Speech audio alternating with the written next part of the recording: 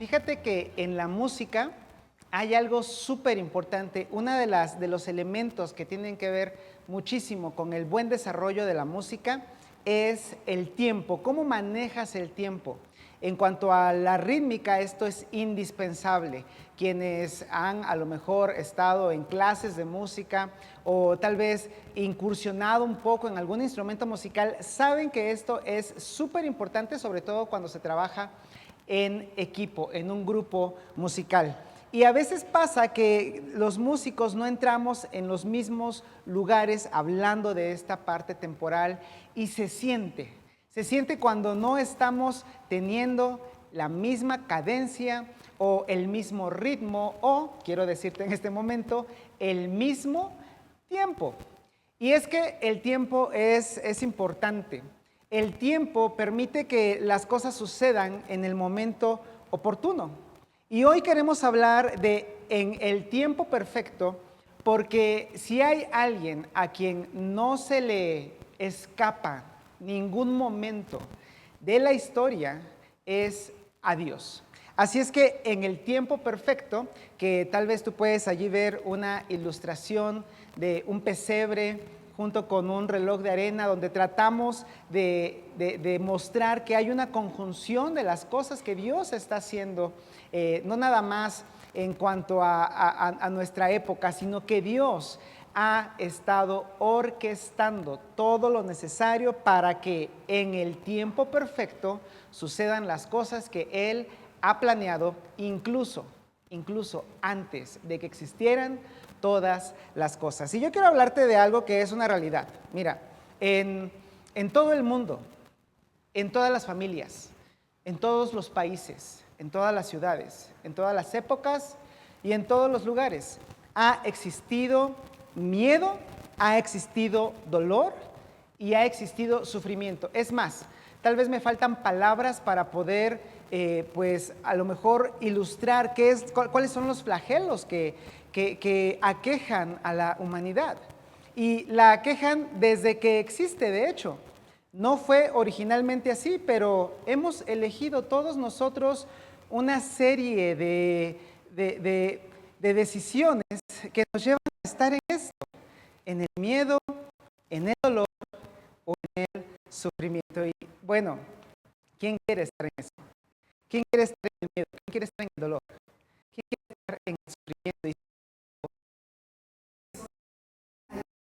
Día a día. Y a veces es nuestra culpa, pero a veces debemos reconocer, a veces no es tu culpa. Si a lo mejor tú estás en una situación de miedo, de dolor o de sufrimiento, tal vez ni siquiera es tu culpa. Y sin embargo, está allí. Y yo quiero contarte algo que a lo mejor es una anécdota un poco simple, pero pues me parece importante en este momento. Algunos de los jóvenes de la iglesia la conocen. Mira, ahí va a aparecer pues una imagen, una representación de una mascota que tuvimos mis hermanos y yo en la infancia.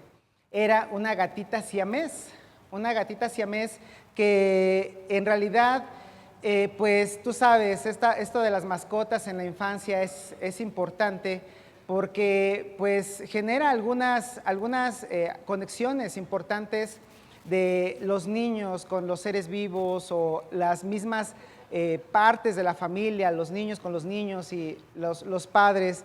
Tuvimos a esta gatita. Tuvimos a nuestra mascota, que en realidad era la mascota de mi hermana mayor, y ella le puso por nombre Kitty a esta gatita.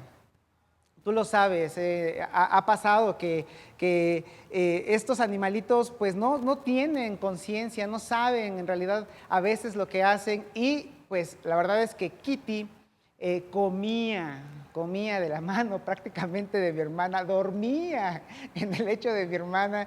No, estábamos encariñados realmente con nuestra mascota, ¿no? Y bueno, aunque ella no llegó a cambiar de pelaje como suelen cambiar los gatos que son de este estilo, porque pues terminó sus días muy pronto, ya saben, éramos niños y pues no la pudimos cuidar como debiera. Pues pasó en una Navidad que nosotros constantemente, pues pasábamos por situaciones difíciles, ¿no? Y a veces la Navidad se tornaba un poquito difícil.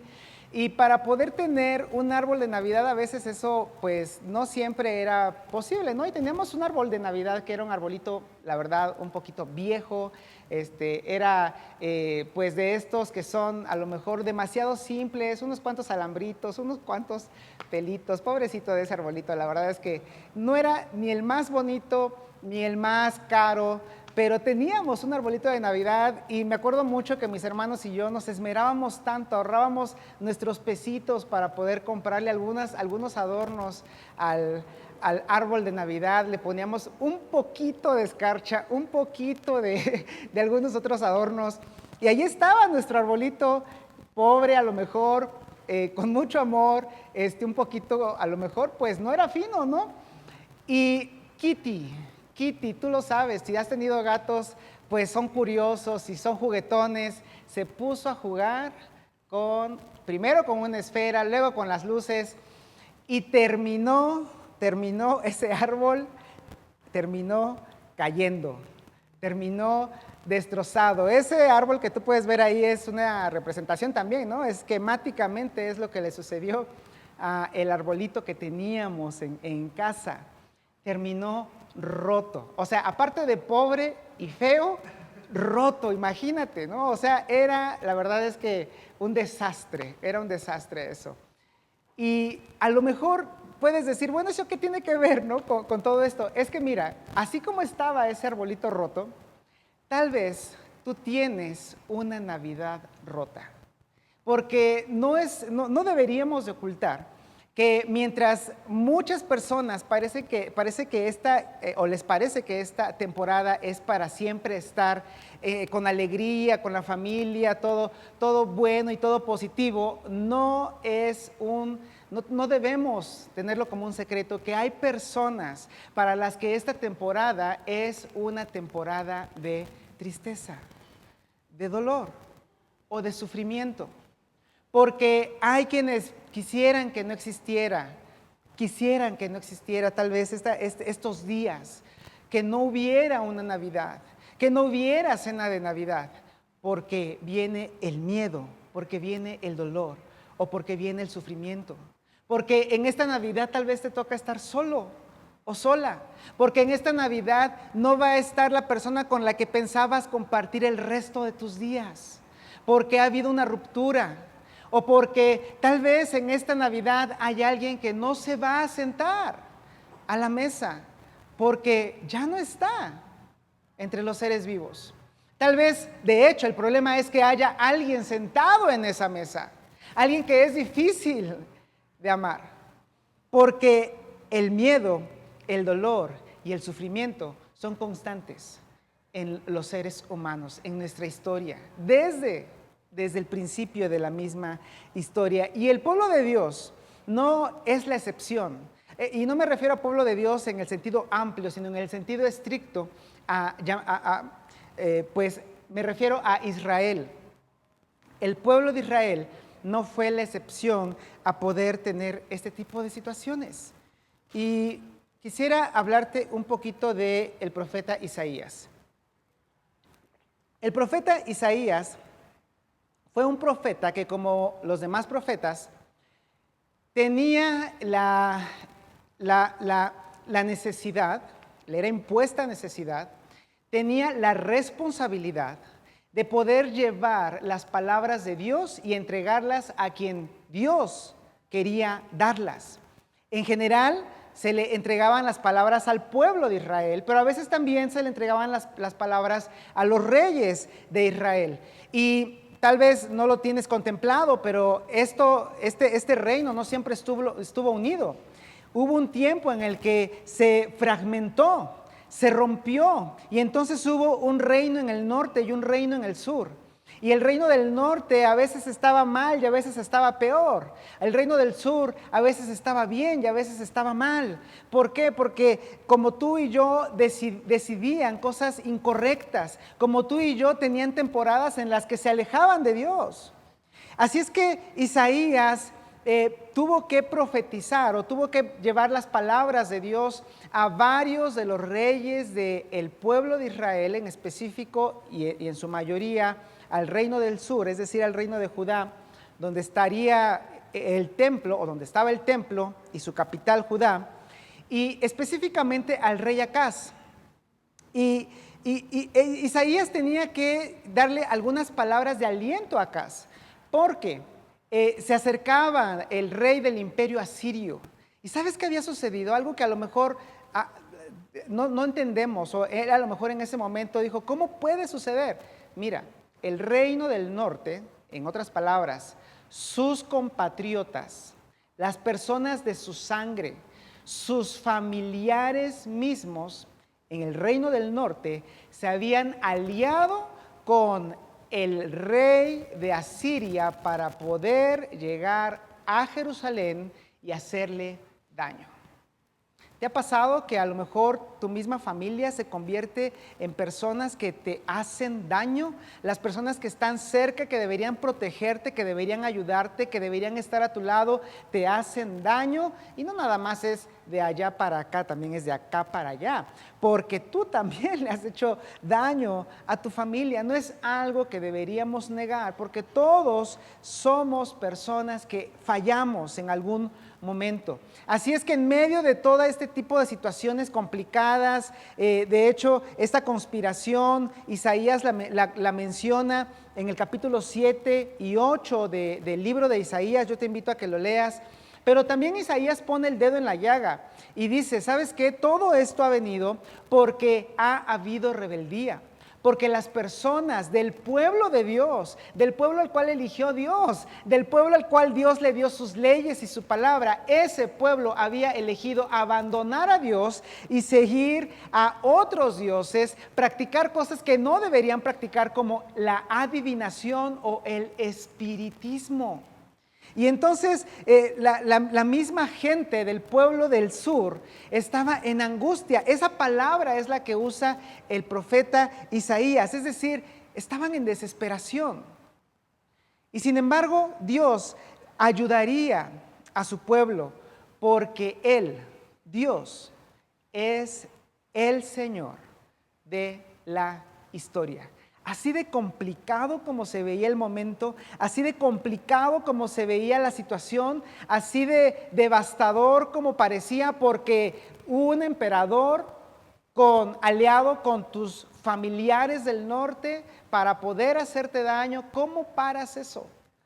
Y entonces Dios decide enviar a Isaías, a el rey Acaz, y decirle, ¿sabes qué? Hay esperanza.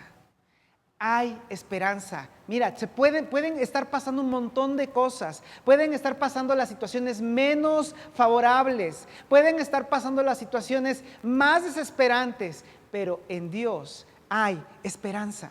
Y me gusta mucho cómo en el capítulo 7 Isaías menciona uno de los que serían los nombres del futuro Mesías. Y Isaías, hablándole a el rey Acaz, le dice, mira, Dios va a dar una señal. Y la señal es que va a haber una virgen que va a dar a luz un hijo y se va a llamar su nombre Emmanuel, que significa Dios está con nosotros. No importa que haya un imperio en tu contra, no importa que tus propios familiares estén en tu contra. Si Dios está contigo, hay esperanza. No deberías, dice en el capítulo 8, no deberías tener miedo. Sí, es parte. El miedo, la desesperanza, la preocupación, todo ese tipo y ese cúmulo de cosas que vienen a nuestra vida, que día a día a veces nos acompañan, están allí, pero no deberías tener miedo. Y luego cuando avanzamos en el capítulo 9, Dios le dice a su pueblo que no siempre habría oscuridad, que no siempre habría desesperanza. Y sabes que esto es un poco difícil de alcanzar, sobre todo porque en esta época no nada más venía un imperio en contra del pueblo de Dios. Después de ese imperio vendría otro imperio, tú lo sabes, esto se vuelve un poco histórico, pero después del imperio asirio vino el imperio babilónico. Y después del imperio babilónico vino el imperio griego. Y por si eso fuera poco, después del imperio griego vino el imperio romano. Estamos hablando de situaciones que uno no puede controlar. Estamos hablando de situaciones que ni siquiera están a tu alcance controlar.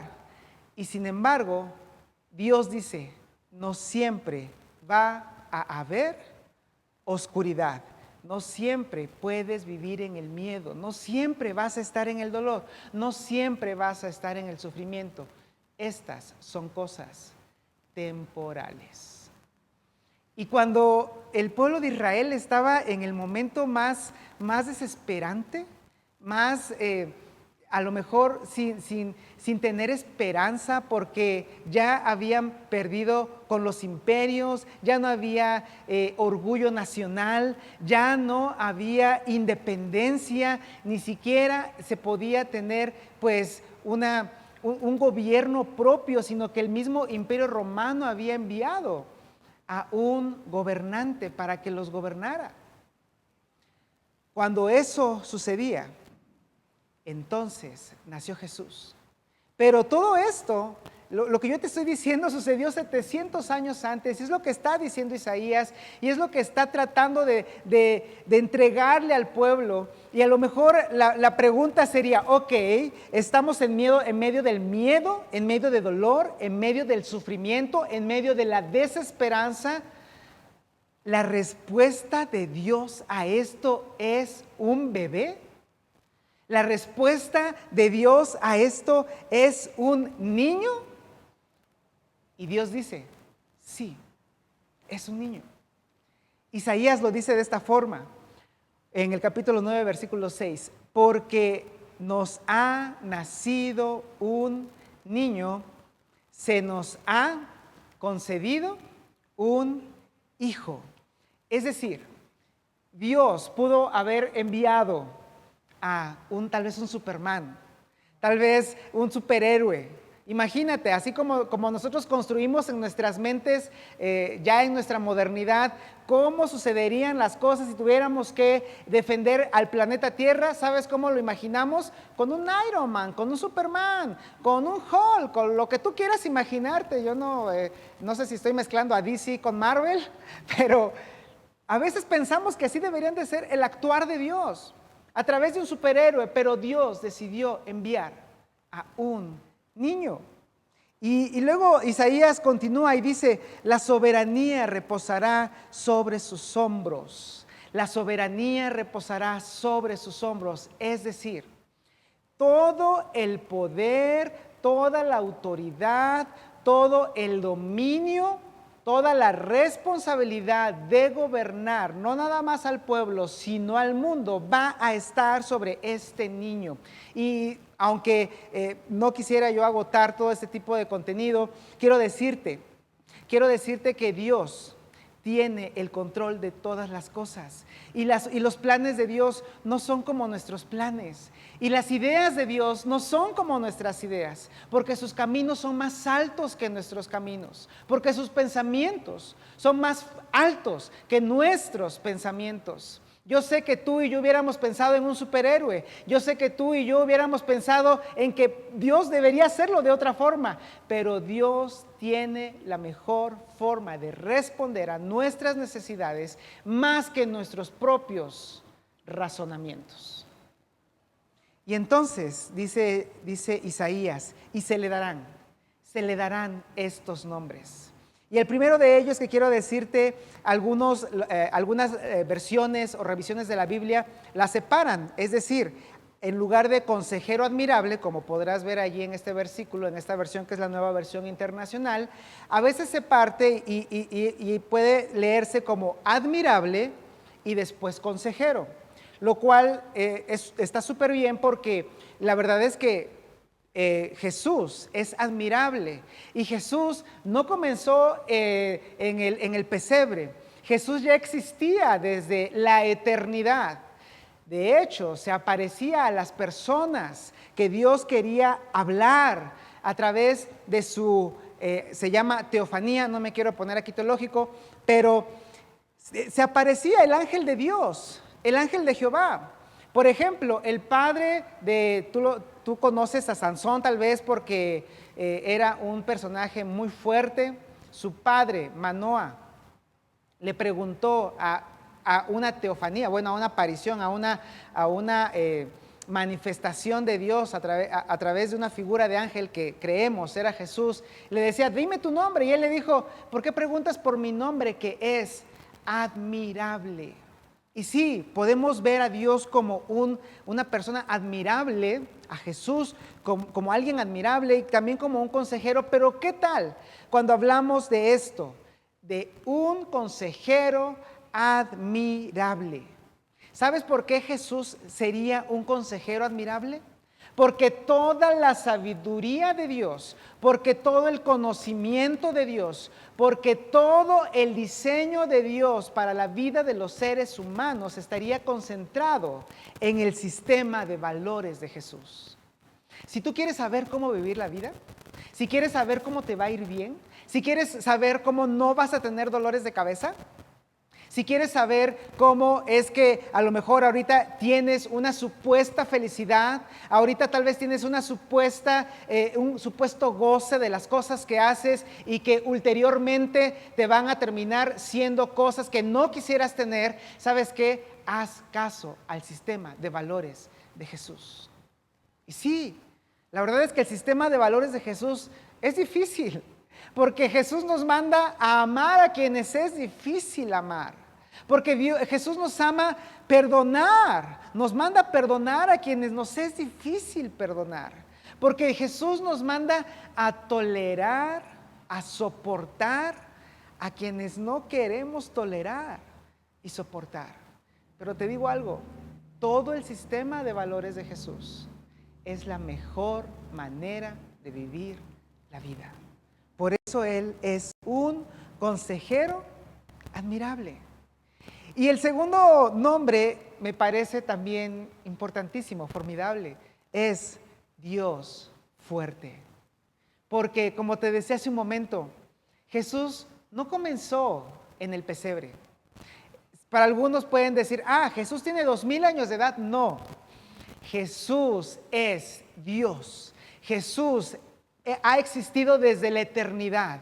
Es el Dios eterno, es el Dios que hizo los cielos y la tierra. Y si por si eso fuera poco, hay que hacer énfasis y decir que es un Dios fuerte. Ese Dios que hizo todo el universo, ese Dios que mantiene unidas las moléculas, que mantiene unidas las partes del átomo, ese Dios que en algún momento de la historia de Israel abrió el Mar Rojo, ese Dios que hizo milagros, ese Dios que descendió en forma de hombre, ese Dios que dio vida a los ciegos, ese Dios fuerte puede y quiere estar a tu lado y a mi lado.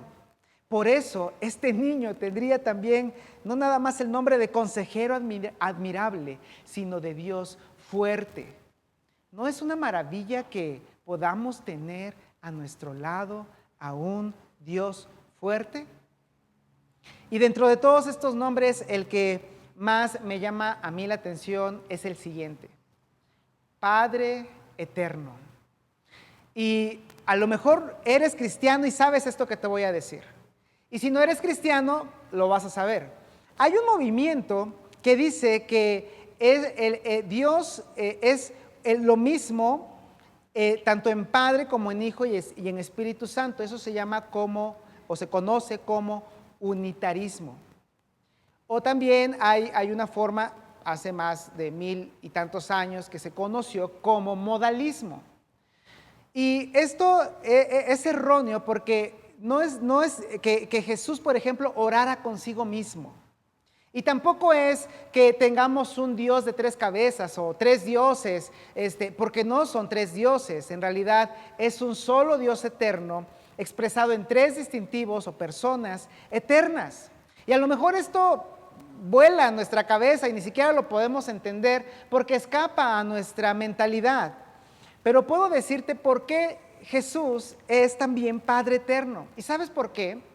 Porque todas las cualidades de un padre vinieron a hacerse realidad en Jesús. Así es como lo expresa uno de los grandes predicadores del siglo antepasado, Charles Spurgeon, que decía: Jesús nos amó como un padre, Jesús nos trató como un padre, Jesús nos da todo lo necesario, tal como lo hace un padre, nos guía como lo hace un padre.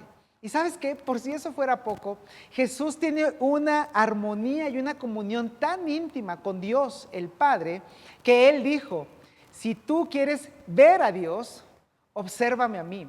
Si quieres escuchar lo que dice Dios, escúchame a mí. Si quieres saber cómo obra Dios, observa cómo actúo yo. Así es que el que ha visto al Hijo, ha visto al Padre. Y realmente esto es hermoso, porque podemos ver cómo en la unidad de Dios hay amor. Porque el amor no es algo que nosotros hayamos tenido que inventar para nosotros mismos o que Dios haya hecho solamente para nosotros. El amor ha sido un distintivo eterno en la divinidad, en Dios. Porque Dios ha amado, Dios el Padre eterno, ha amado eternamente al eterno Hijo. Y de ese amor es del que disfrutamos todos nosotros. Y luego, este último nombre que yo te quiero presentar: príncipe, príncipe de paz. ¿Y no es eso lo que nosotros necesitamos? ¿No es eso lo que quisiéramos? Sobre todo si tienes una Navidad rota, como mi árbol de Navidad. Algunos tuvimos Navidades rotas. No nada más, como decía hace un momento, como mi arbolito, no nada más pues pobre y feíto, sino además roto. Hay veces en las que vamos a pasar Navidades, y no nada más Navidades, etapas en la vida en las que nos sentiremos rotos. ¿Y sabes qué? Allí es donde podemos recordar que Jesús es príncipe de paz, porque Él nos da esa paz que el mundo no nos puede dar, que no te puede dar. Y de hecho está muy bien que tengas a tu familia, pero no te la puede dar tu familia, que no te puede garantizar el gobierno, y tampoco está mal. De hecho, honra a tu gobierno y ora por tus gobernantes, pero esta paz no la da el mundo. Esta paz solamente la puede dar Dios. Por eso Jesús es el príncipe de paz. Por eso Jesús dijo: mi paz les dejo y mi paz les doy. No se las voy a dar como el mundo la da. Y ¿sabes qué? Lo más importante: no se turbe tu corazón y no tengas miedo. Porque cuando vives todos los días, cuando tienes que enfrentarte a tu cotidianeidad, y vives a veces con miedo, con dolor, con sufrimiento, con enojo, con frustración, lo que necesitas es paz. Y la paz que Dios da, la paz que Dios da a través de Jesús, es la única paz que puede satisfacer nuestros corazones. Así es que si a lo mejor en esta temporada tienes esa parte de un corazón roto, un asiento vacío en la cena de Navidad, o tal vez que lidiar con personas que son difíciles, tienes a un príncipe de paz. Como te decía, el pueblo de Israel pues pasó por esta parte de tener que lidiar con un imperio, el imperio asirio. Y después vino el imperio babilónico y se llevó a muchas personas. Personas que debieron pertenecer a la realeza se fueron a Babilonia a vivir. Muchachos, jóvenes, anhelaban algunos estar en casa, anhelaban algunos estar en Jerusalén. Y después del imperio babilónico vino el imperio griego, y el imperio griego fue devastador porque uno de sus emperadores, Antíoco Epífanes, si no me equivoco, era el cuarto o el sexto, lo tengo ahí tal vez cruzado, pero él entró al templo y lo profanó. Para un judío, un cerdo es un animal inmundo, y este hombre sacrificó un cerdo, una cerda, en el lugar más sagrado para ellos. Y por si esto fuera poco, después vino el imperio romano, Y en el Imperio Romano ellos estuvieron todo el tiempo con las manos atadas. Y cuando esto sucedía, cuando esto estaba tan oscuro, tan lleno de desesperanza, Dios estaba construyendo lo que vendría. Estaba como si fuera un preludio para que todas las cosas sucedieran. Yo te invito a que escuches la enseñanza del miércoles pasado. Te invito a que le des scroll tal vez ahí al feed de Facebook y que escuches el mensaje que nos entregó Néstor el miércoles pasado y que puedas ver cómo esto es una realidad. Ahora, déjame decirte, te digo todo esto porque Dios es el Señor de la historia. Porque Dios permitió que todas estas cosas sucedieran para que Él pudiera hacer lo que quería hacer y lo que tenía que hacer por nosotros. Mandar a su Hijo. Y que ulteriormente su Hijo muriera por tus pecados y por mis pecados. Pero no nada más Dios es el Señor de la historia. Dios puede y quiere ser el Señor de tu historia. Quiere ser quien determine lo que suceda con tu vida, lo que suceda con tus decisiones, cómo vas a criar a tus hijos, cómo vas a mantener a tu matrimonio, cómo vas a tener que tomar algunas decisiones. Dios quiere ser el Señor de tu historia. Y por eso, cuando las cosas no podían estar peor, cuando la oscuridad no podía estar más densa, cuando vino el cumplimiento del tiempo, Dios envió a su Hijo, nacido de mujer y nacido bajo la ley. Lo demás es historia, porque este niño vino en el tiempo perfecto y vivió, murió y resucitó por todos nosotros. ¿No te gustaría vivir una vida que esté acorde a los tiempos perfectos de Dios? Creo que vale la pena en esta Navidad pensar en esto. ¿Qué te parece si oramos? Padre, gracias, muchas gracias, porque tú disipas nuestro miedo, tú disipas nuestro dolor. Tú, aunque permites que sintamos sufrimiento, tienes un propósito para ese sufrimiento. Nos haces salir adelante, nos haces aprender, nos haces realmente sentirnos en tu compañía. Queremos, Padre, que si hay personas en este momento que están escuchando este mensaje, que necesitan de tu Hijo, que necesitan abrir su corazón a ese admirable consejero, a ese Dios fuerte, Padre eterno, Príncipe de paz.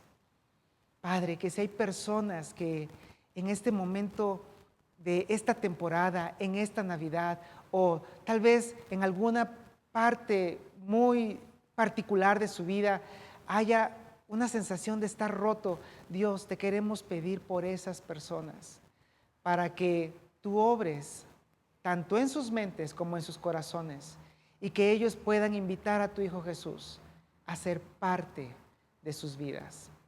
Por favor, Dios, que estas personas puedan venir a tu iglesia, contactar a las personas que tú has puesto en tu iglesia para poder nosotros ayudar a vivir la vida que tú les has dado y a nosotros a seguir viviendo la vida que tú nos has dado.